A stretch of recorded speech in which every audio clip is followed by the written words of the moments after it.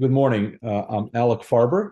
I'm a vascular surgeon and chief of the Division of Vascular and Endovascular Surgery at the Boston University School of Medicine. My name is Ken Rosenfield. I'm an interventional cardiologist and vascular medicine specialist at Mass General Hospital and one of the co-PIs of the trial. Good morning, everyone. I'm Matt Menard. I'm a vascular surgeon at the Brigham Women's Hospital here in Boston, and along with Alik Farber and Kenny Rosenfield, one of the PIs of the trial. So more than 230 million people across the world have peripheral arterial disease. And that number is increasing due to the epidemic of diabetes, obesity, and the growing world population. And about 10% of those patients with PAD have chronic limb-threatening ischemia, which is the worst, the most severe part of the presentation of peripheral arterial disease. And patients with CLTI are at risk for losing their leg, among other things. And really, the standard of therapy for these patients is revascularization, or getting more blood flow to the leg. And there are two major ways of doing that. One is through open bypass using surgical techniques, and one is through minimally invasive treatments or endovascular therapy. To date, there is not a lot of data out there, good data to support which treatment is best. And there's a lot of equipoise as to which treatment is best. So the same patient presenting with CLTI to one hospital in Boston, for instance, might be offered endovascular therapy.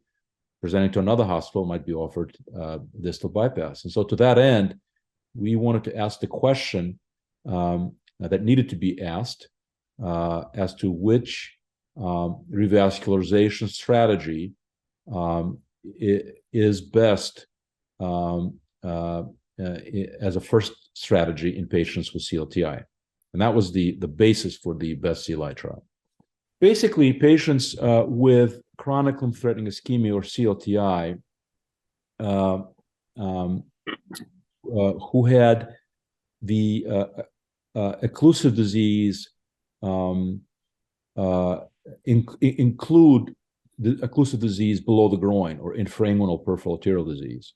Those patients were evaluated by hemodynamic criteria to prove that they had poor circulation. They were evaluated to make sure that they were not at high risk for surgery, and that they were broadly good candidates for either procedure, either revascularization strategy. Those patients had a ultrasound of their veins to see if they have good saphenous vein, and then they had imaging, either an angiogram or CTA or MRA, to look at their arterial anatomy. And then they were reviewed by two specialists, one who was credentialed in endovascular therapy and one who was credentialed in surgical therapy, to ensure that they both agreed that this patient belonged in the trial, that there was equipoise based on their clinical presentation and the anatomy that these individuals looked at the time of the angiogram. And so then such patients were placed into two cohorts. Cohort one were patients who have good single segment saphenous vein. Cohort two were patients who did not. And so in the case of cohort two, if randomized to open surgery, other bypass conduits, including prosthetic, might be used. Those cohorts were then stratified according to four criteria: whether or not they had ischemic rest pain alone, or tissue loss, or whether or not they had significant tibial disease or not, because we wanted to make sure that we were balanced across these criteria. And then randomized into either endovascular therapy or surgical therapy. The techniques themselves were left up to the investigator. BEST-CLI was a pragmatic, real-world trial, meaning that we weren't. We had a suggestion in our manual of operations in terms of what were the standards, but we allowed the individual physicians to choose what techniques they wanted to use that they would use in clinical practice to treat these patients. And then those patients were followed. We had two cohorts. So I'll tell you that in cohort one, the average age was 67 years. Around 28% of patients were women. 30% were non-white. 20% presented with ischemic rest pain alone. 67% had significant tibial disease.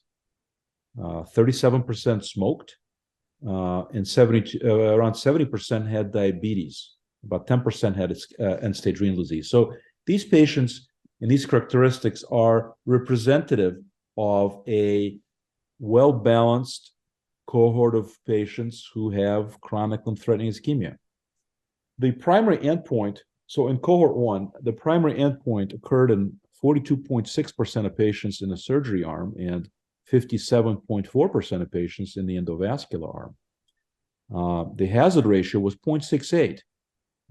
And so the surgical bypass was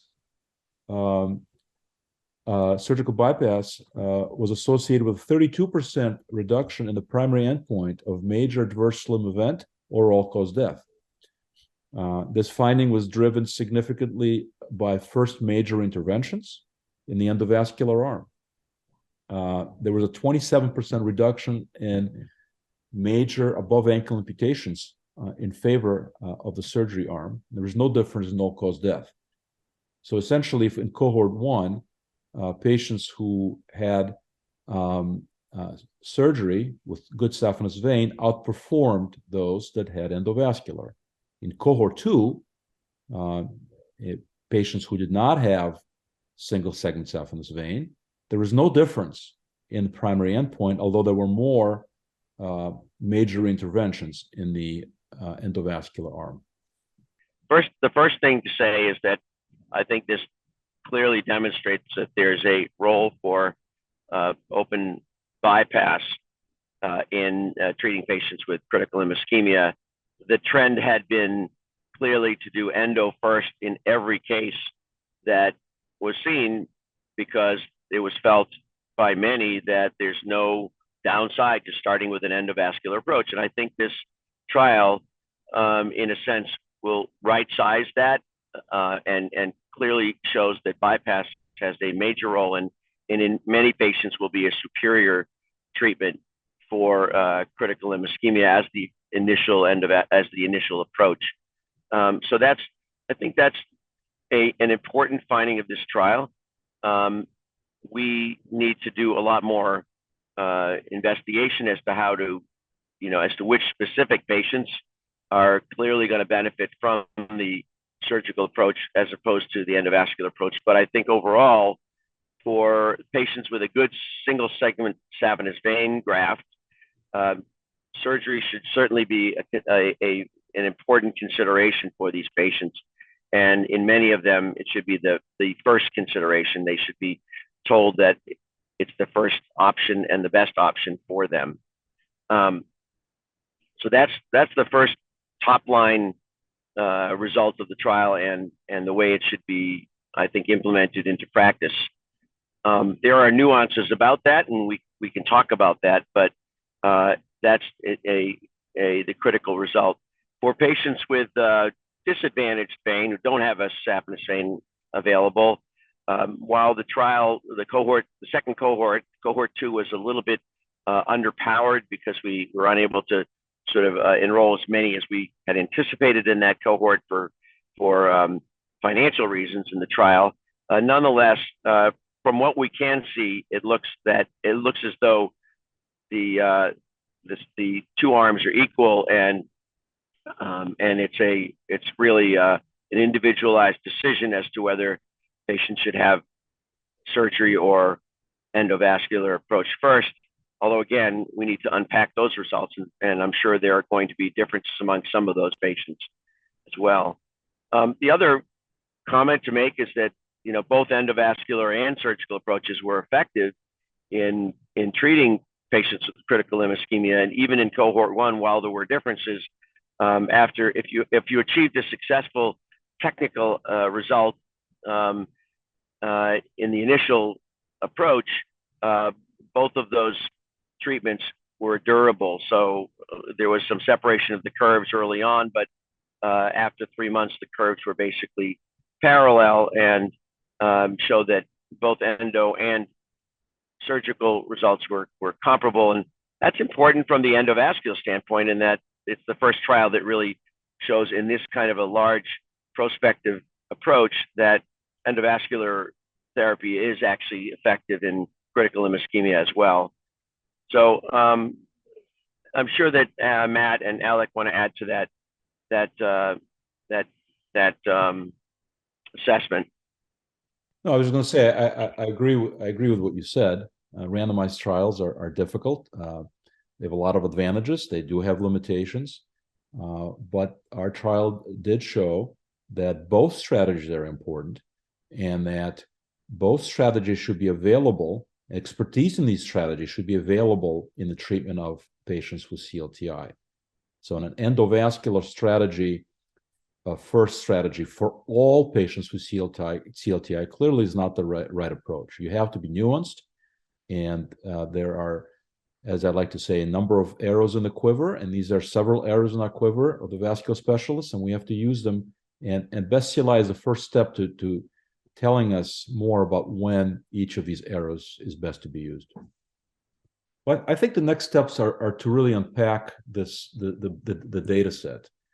Even though there was a lot of information that we were able to deliver in the New England Journal of Medicine paper, there's a lot of questions that still remain that we just did not have time to either place in the manuscript, or also we haven't had time to unpack yet. And so questions like describing optimal medical therapy. So for instance, in the manuscript, we presented baseline medical therapy, and which is clearly lower than what the medical therapy was later, but we have to write about that. We have to further describe the endovascular therapy that took place, so people can understand. Unfortunately, it's quite complicated to describe that because of the way the data are shown, and we did our best in the manuscript, but we're very soon we're going to come out and give clearer data as far as what specific endovascular treatment was used for whom. And then there are questions about anatomy.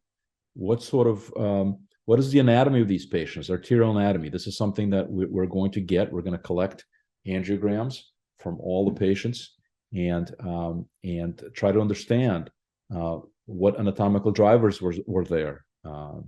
And so we are planning a broad endeavor over the next 2 to 3 years to really unpack this trial, to write all the papers that need to be written. We were fortunate to have been funded by the Novo Nordisk Foundation to do that. And we will execute on that and look forward to coming back and talking more about the findings of the trial.